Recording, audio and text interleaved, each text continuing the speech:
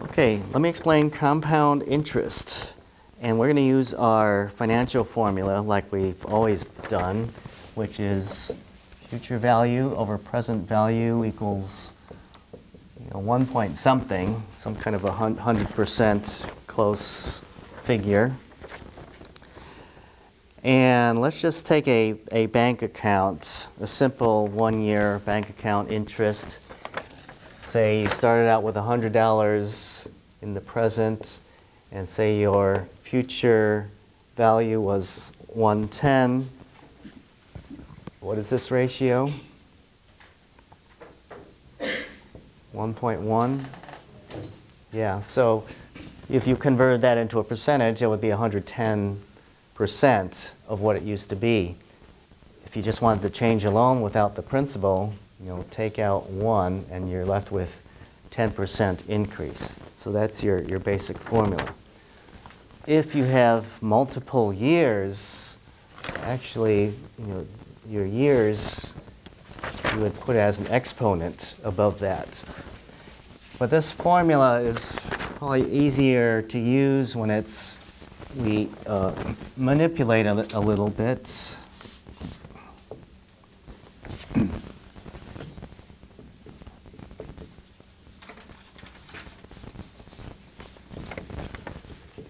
And we can figure out future value. So this is the same thing as what we have up here. And say we have a bank account starting with $100. Let's take this example of $1,000 in the bank, 10%, 3 years. Well, you just plug in the numbers, right? So we start out with $1,000. Multiply that by what? What is this number here?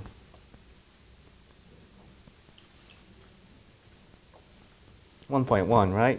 10%. We add, convert that to a decimal, and that's going to be a 0.1 for 10% interest. And we have an exponent of 3 for 3 years. So you can do this manually. You don't have to use this formula. You can use, what do you have at the first year, and then what do you have at the second year, what do you have at the third year? Josiah?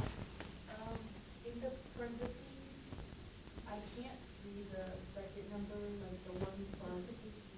Oh, this is a percent symbol.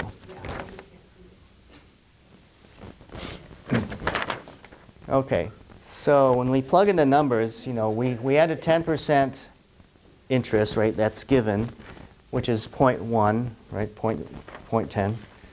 But we have to do the exponent. So what's 1.1 cubed? 1.321. Yeah, it says it on here. Okay, so 1,000 times 1.33 is, 1330 or 1331, actually.